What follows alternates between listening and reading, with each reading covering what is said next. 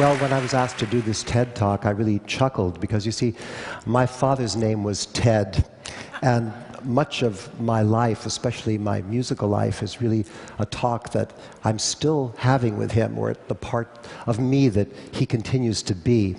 Now, Ted was a New Yorker, an all-around theater guy, and he was a self-taught illustrator and musician. He didn't read a note, and he was profoundly hearing impaired, yet he was my greatest teacher. Because even through the squeaks of his hearing aids, his understanding of music was profound. And for him, it wasn't so much the way the music goes as about what it witnesses and where it can take you. And he did a painting of this experience, which he called In the Realm of Music. Now, Ted entered this realm every day by improvising in a sort of Tin Pan Alley style like this.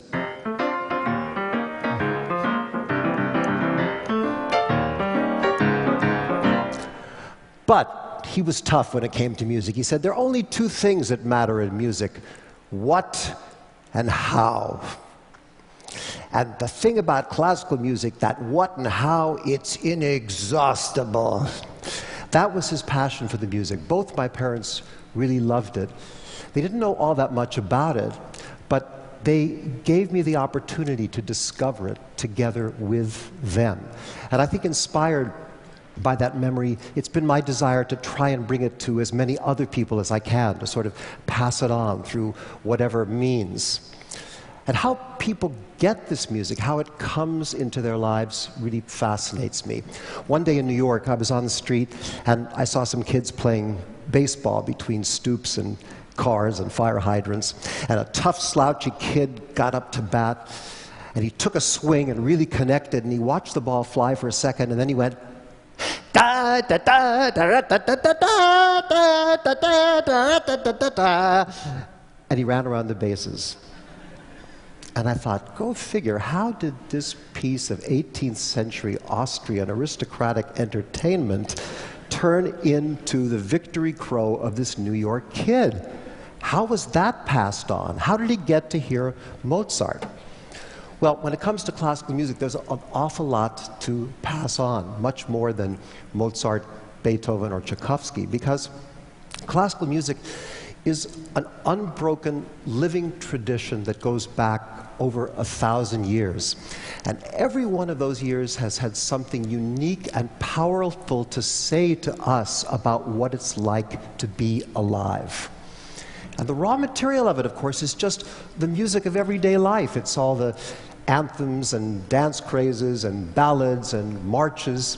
But what classical music does is to distill all of these musics down, to condense them to their absolute essence, and from that essence create a new language, a language that speaks very lovingly and unflinchingly about who we really are. It's a language that's still evolving. Now, over the centuries, it grew into the big pieces we always think of, like concertos and symphonies, but even the most ambitious masterpiece can have as its central mission to bring you back to a fragile and personal moment, like this one from the Beethoven Violin Concerto.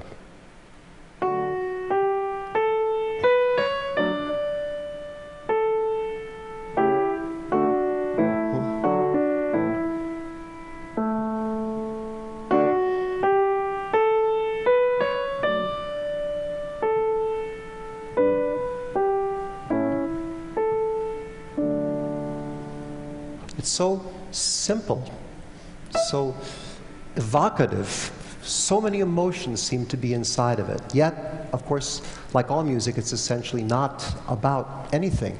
It's just a design of pitches and silence and time, and the pitches, the notes, as you know, are just vibrations. They're locations in the spectrum of sound, and whether we call them 440 per second, A, or 3,729, B flat, trust me, that's right. They're just phenomena. But the way we react to different combinations of these phenomena is complex and emotional and not totally understood. And the way we react to them has changed radically over the centuries, as have our preferences for them. So, for example, in the 11th century, people liked pieces that ended like this.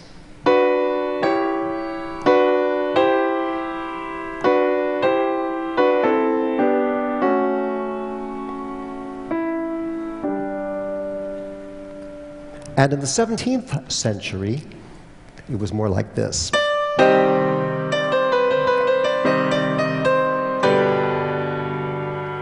And in the 21st century,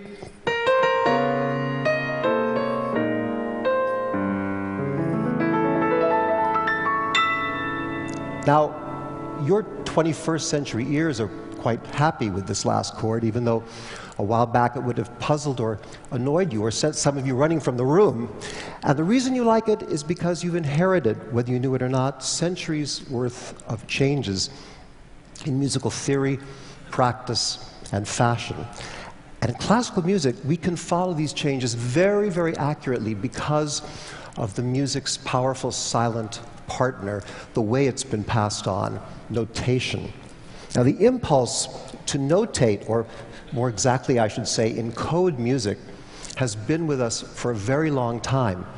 In 200 BC, a man named Seikilos wrote this song for his departed wife and inscribed it on her gravestone in the notational system of the Greeks.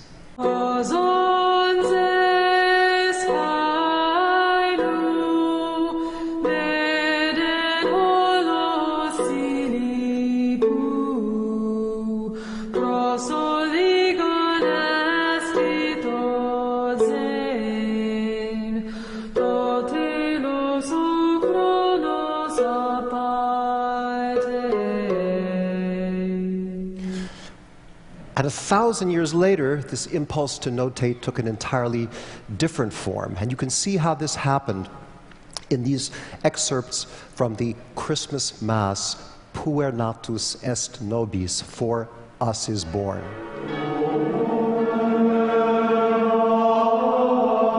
In the 10th century, little squiggles were used just to indicate the general shape of the tune. And in the 12th century, a line was drawn, like a musical horizon line, to better pinpoint the pitch's location. And then, in the 13th century, more lines and new shapes of notes locked in the concept of the tune exactly, and that led to the kind of notation we have today. Well, notation not only passed the music on, notating and encoding the music changed its priorities entirely because it enabled the musicians to imagine music on a much vaster scale. Now, inspired moves of improvisation could be recorded, saved, considered, prioritized, made into intricate designs. And from this moment, classical music became what it most essentially is, a dialogue between the two powerful sides of our nature, instinct and intelligence. And there began to be a real difference at this point between the art of improvisation and the art of composition. Now, improviser senses and plays the next cool move, but a composer is considering all possible moves, testing them out, prioritizing them out until he sees how they can form a powerful and coherent design of ultimate and enduring coolness. Now, some of the greatest composers, like Bach, were combinations of these two things. Bach was like a great improviser with the mind of a chess master. Mozart was the same way. But every musician strikes a different balance between faith and reason, instinct and intelligence, and every musical era had different priorities of these things, different things to pass on, different whats and hows. So in the first 8 centuries or so of this tradition, the big what was to praise God. And by the 1400s, music was being written that tried to mirror God's mind as could be seen in the design of the night sky. The how was a style called polyphony, music of many independently moving voices that suggested the way the planets seemed to move in Ptolemy's geocentric universe. This was truly the music of the spheres.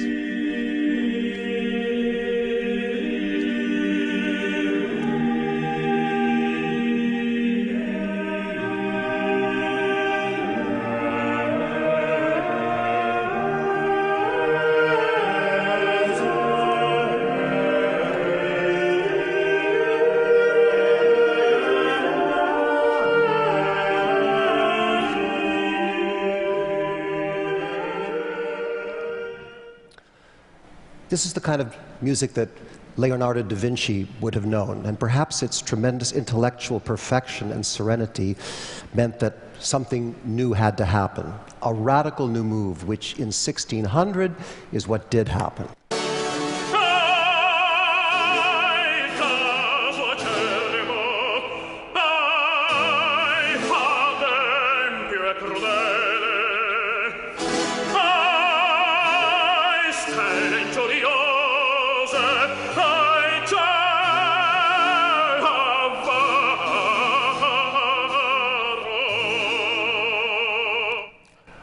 This, of course, was the birth of opera, and its development put music on a radical new course. The what now was not to mirror the mind of God, but to follow the emotional turbulence of man. And the how was harmony, stacking up the pitches to form chords. And the chords, it turned out, were capable of representing an incredible varieties of emotions. And the basic chords were the ones we still have with us, the triads, either the major one, which we think is happy, or the minor one, which we perceive as sad. But what's the actual difference between these two chords? It's just these two notes in the middle, right? It's either E natural at 659 vibrations per second, or E flat at 622. So the big difference between human happiness and sadness, 37 freaking vibrations. So you can see in a system like this, there was enormous subtle potential of representing human emotions. And in fact, as man began to understand more his complex and ambivalent nature, harmony grew more complex to reflect it. Turned out it was capable of expressing emotions beyond the ability of words. Now, with all this possibility, music, classical music really took off. It's the time in which the big forms began to arise, and the effects of technology began to be felt also, because printing put music, the scores, the code books of music into the hands of performers everywhere. And new and improved instruments made the age of the virtuoso possible. This is when those big forms arose, the symphonies, the sonatas, the concertos, and in these big architectures of time, composers like Beethoven could share the insights of a lifetime. A piece like Beethoven's Fifth, basically witnessing how it was possible for him to go from sorrow and anger over the course of a half an hour, step by exacting step of his route to the moment when he could make it across to joy.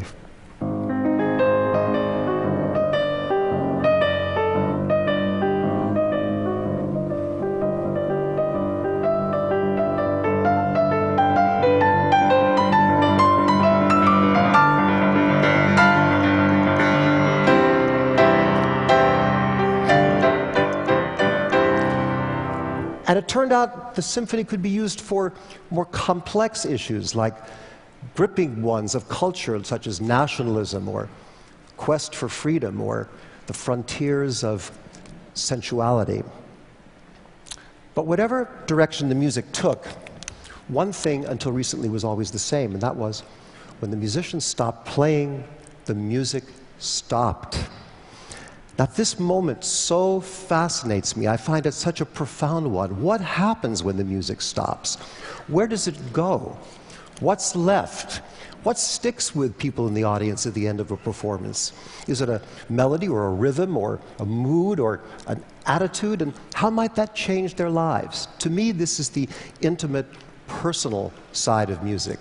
It's the passing on part. It's the why part of it. And to me, that's the most essential of all. Mostly, it's been a person-to-person thing, a teacher-student, performer-audience thing. And then around 1880 came this new technology that first mechanically, then through analogs, then digitally, created a new and miraculous way of passing things on, albeit an impersonal one. People could now hear music all the time, even though it wasn't necessary for them to play an instrument, read music, or even go to concerts. And technology democratized music by making everything available. It spearheaded a cultural revolution in which artists like Caruso and Bessie Smith were on the same footing. And technology pushed composers to tremendous extremes, using computers and synthesizers to create works of intellectually impenetrable complexity beyond the means of performers and audiences. At the same time, technology, by taking over the role that notation had always played, shifted the balance within music between instinct and intelligence way over to the instinctive side. The culture in which we live now is awash with music of improvisation that's been sliced, diced, layered, and God knows, distributed and sold. What's the long-term effect of this on us or on music? Nobody knows. The question remains, what happens when the music stops? What sticks with people? Now that we have unlimited access to music, what does stick with us? Well, let me show you a story of what I mean by really sticking with us. I was visiting a cousin of mine in an old age home, and I spied a very shaky old man making his way across the room on a walker. He came over to a piano that was there, and he balanced himself and began playing something like this.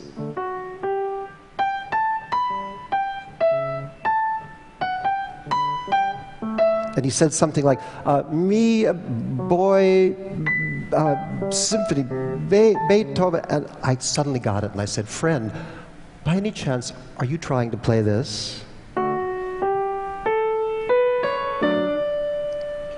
And he said, yes, I was a little boy. The symphony, Isaac Stern, the concerto, I heard it. And I thought, my God, how much must this music mean to this man that he would get himself out of his bed, across the room, to recover the memory of this music that, after everything else in his life is sloughing away, still means so much to him. Well, that's why I take every performance so seriously, why it matters to me so much. I never know who might be there, who might be absorbing it, and what will happen to it in their life. But now I'm excited that there's more chance than ever before possible of sharing this music.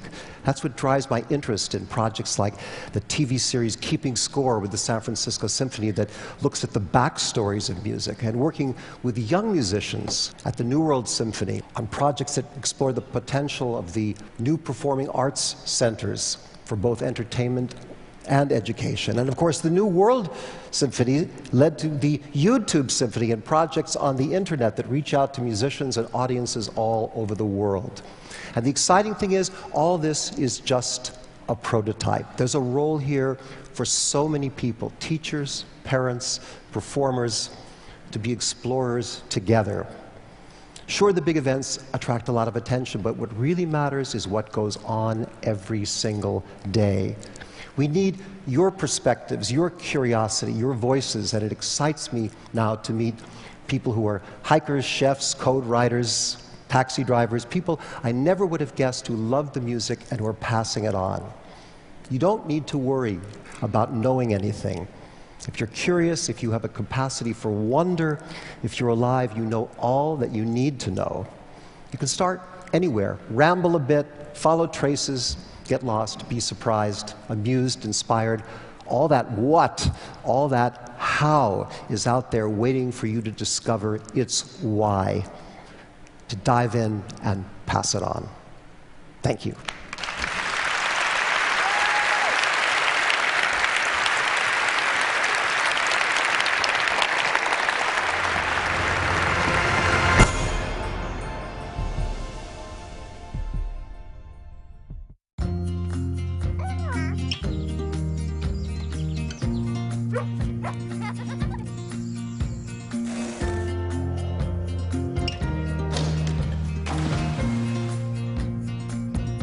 their first year behind the wheel.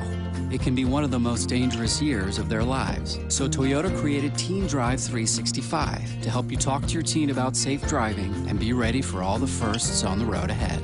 Toyota, let's go places safely.